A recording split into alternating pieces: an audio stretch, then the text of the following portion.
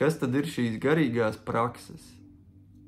Kas tas ir, vai man to vajag? Jā, mūsdienās aizvien vairāk un vairāk jau tās parādās, aizvien vairāk dažādi piedāvājumi, kā sevi garīgi attīstīt, kā savas problēmas atrisināt un tā tālāk. Un daudzi joprojām nesaprot, kas tas ir un kā tas darbojās un priekš kam man to, jā. Un es gan teiktu, vairāk tās tā kā ir pašizaugsmes prakses, jo garīgums tas tāds skaļš vārds, līdz kuram tomēr ir jānonāk, un tas nenozīmē, kad tā kā tu aizej uz meditāciju, jā, un tu tagad esi garīgs cilvēks, bet, tas ir virziens uz to, protams, jā, un tas ir ļoti labi, bet, jā, šīs prakses, šīs dažādās prakses, tāpat meditācija jau pieminētā, jā, un dažādas zemapziņas prakses, regresija, hipnoterapija, kas vispār ir zemapziņa, elpošanas prakses, jā, un aromaterapijas, un skaņu, gongu terapijas, un visādas zīmēšanas, mandalu zīmēšanas, neirografika, šamanismas, un vēl dažādas šīs garīgās prakses, jā, tā saucamās, kas tā kā palīdz cilvēkam, jā, tā kā atrisināt problēmas. Kas tas ir? Vai tā ir taisnība, vai tas ir tikai naudas, peļņas avots kaut kāds izdomāts cilvēkiem, jā, kas tad tas ir? Daudzi to nesaprot, un iespējams arī nekad nesapratīs un nepieņems to visu. Es mēģināšu no savu skatu punkta, jā, to izstāstīt, vai tā ir taisnība. Tā ir, protams, taisnība, jā, un šīs daudzās prakses ir bijušas ļoti, ļoti senas, un ļoti sen cilvēki tās izmantojuši, gan to pašu meditāciju, gan elpošanas prakses, gan tas pats šamanismas un tā tālāk. Tas bijis ļoti, ļoti sen, pat pirms vēl mūsu zināmajām reliģijām, un tās dod tiešām iespēju ieskatīties sevi dziļāk, jā, sevi, kura dziļāk, kura varbūt netik dziļi, bet viņas viennozīmīgi palīdz, un man viņas ir palīdzējušas absolūti, jā, un es turpinu viņas izmantot, un pats esmu apguvis šo to, jā, un es varu teikt, ka tur ir resursi, tur ir sapratne, tur ir tā maģija, burvība, jā, kaut kāda, jā, ko ikdienas dzīvē mēs nekad neiegūsim ar kaut kādām tām, tā teikt, īslaicīgām laimēm, jā, un šeit ir pavisam cits feelings, jā.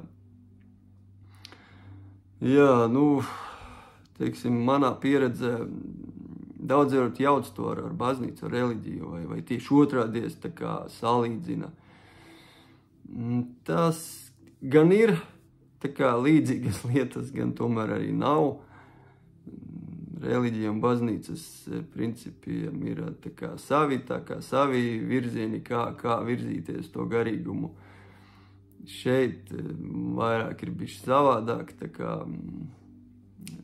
jā, tas es neiedzināšos tajos sīkumos, jā, bet, teiksim, man personīgi, kad man bija ļoti slikti dzīvē, tad baznīca, reliģija, diemžēl, tā kā nepalīdzēja līdz galam. Bija forši, labi, jā, bet problēmas neatrisināja, jā, un tikai tad, kad gāju šajās tā saucamais garīgās praksēs, tad tikai tad es aizvien vairāk un vairāk sāku saprast, kas es esmu, kas ir dzīve un priekš kam mēs te esam.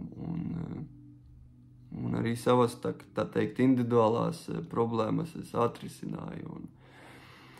Un nostājos aizvien stabilāk uz šīs zemes un aizvien tā kā dziļāk spēju elpot un laimīgāks justies, jā. Bet noteikti tas ir kā kuram, noteikti kādam vispār to varbūt nevajag, viņam šī dzīve ir jāizdzīvo, tā kā jāizdzīvo. Citam varbūt vajag iet arī to reliģijas vai jebkādu citu ceļu. Citam varbūt tiešām arī ir jānoslīkst, lai kaut ko saprastu, jā, bet, tiem cilvēkiem, kas tomēr tā kā aizdomājās par to, kas tad es esmu, priekš kam es te dzīvoju, un kāpēc man ir tās problēmas vai šīs problēmas, es tomēr ieteiktu tā kā, paskatīties uz šiem lietām, tā plašāk, tā dziļāk un patiesāk, bez bailēm, bez kaut kāda nosodījuma sabiedrības un spēt tā kā paskatīties uz sevi, novērtēt savu dzīvi, jā, teiksim, 10 ballu skalā, cik tad es esmu tā kā apmierināts ar savu dzīvi. Ja tās nav 9 stabilas vai 10 balles, tā tad kaut kas nav līdz galam kārtībā. Tā būtu jāmeklē atbildes, kāpēc nav kārtībā, kas nav kārtībā. Nav svarīgi, kas tās var būt veselība vai attiecības ģimenē vai nauda vai jebkas, jā.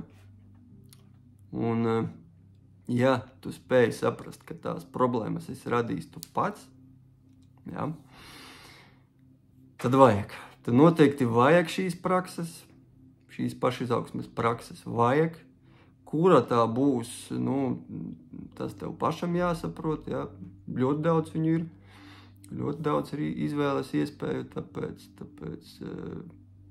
tur vienkārši tad jāsaprot, kurā virzienā doties. Var vienkārši ņemt vienu, otru, trešo un visu pēc kārtas izmēģināt, jā, un tad pie kaut kā apstāties kādu brīdi, tad vai vienkārši tā arī mainīt visu laiku. Bet ideja tāda, lai tu to dari nevis vienkārši tur ķeksīša pēc vai atkal kaut kāda tur tā teātra pēc, kad, redz, es tagad aizgāju uz meditāciju, tagad esmu super garīgs, jā, bet ne, tiešām ar dziļu izpratni, kāpēc es to daru. Uzdot kaut kādu sev jautājumu, visnepatīkamākos jautājumus. Jo tieši tie ir vispatiesākie. Tajos tieši jautājumus ir jāmeklē tās īstās atbildes, jā, vis tajos nepatīkamākajos. Un tad, kad tu esi patiešām patiesi, jā, tad arī nāks ar atbildes pamazām, jā. Un, jā, tāds rezumē par šito visu, jā. Ir grūti to pieņemt, tiešām tā sabiedrība ir uzspiedusi visas tās normas, jā, tā kā mums ir jādzīvo, un turpināt caur dažādiem ziņu kanāliem un visādiem citiem mēdījiem mūs tā kā propagandēt, varbūt tas nav īstais vārds, jā, tā kā zombē, kaut ko stāstīt, kaut ko mācīt, kā ir pareizi, jā, apstājamies, bišķi tā kā izslēdzam to visu informāciju no ārpuses un pasēžam ar sevi, jā, un padomājam tā. Pat padomājam vienkārši, kur ir patiesība un kas ir patiesība. Vai tiešām tā patiesība, ko mums stāsta ārpusē, ir īstā, Pamēģinam novērtēt situāciju, bez kaut kādām emocijām, bez kaut kādiem pārmetumiem, tu tur, nezinu, vai tie tur, vai tas tur vienalga. Vienkārši neitrāli, tā kā pavērot, uz sevi paskatītos no malas, tā kā paēnot sevi, nesen bija ēnu dienas, jā, pamēģini to dienu tā kā pastaigāt sev līdzi un pavērot, kāds tu esi un kā tu dzīvo, jā. Maksimāli patiesi ieklausies sevi. Nevis savā ego vai prātā, jā. Un tad pamazām tās atbildes nāks. Jā. Un ja tu vēl spēsi uzticēties sev un pasaulē, jā, un nebaidīsies kaut ko pamēģināt, jā. Un šeit pat nav svarīgi, ko tiešām. Tiešām varbūt pat uz to baznīcu aiziet, jā, kāpēc ne? Vai meditāciju, vai zemapziņas prakses, elpošanas, skaņu terapijas, vienalga, jā, kaut ko sāk, kaut ko noriskēt, jā, Ja tiešām tajā 10 balvu skalā tev tur nav varbūt diži pats augstākais rezultāts, tad vismaz izrakstīt labs, kas tad ir tas, kas man traucē, lai man būtu tas 9-10, jā.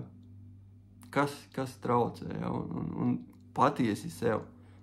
Nevis tur kādam citam tev jāskaidro, kas tev nav labi, vai arī vainot citu, jā, tur sieva vai vīrs tur vainīgi, vai tur vēl nezinu, kas māte tēvs valdība, Tā ir arī atbildības novēlšana no sevis. Oi, nē. Bet tu tā kā uzņemties atbildību, jā, un pamēģini, jā, nebaidies. Un tad nāks nākamās atbildes, jā, un viss, un tad jau process aizies, sāc pavērot cilvēkus, kas jau ir šajā visā iekšā, jā.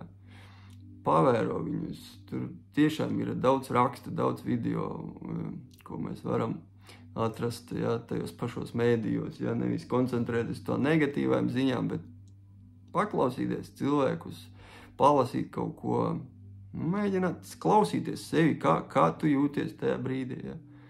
Vai tas tev tā kā uzrunā, vai tomēr nē, atgrūš, ok.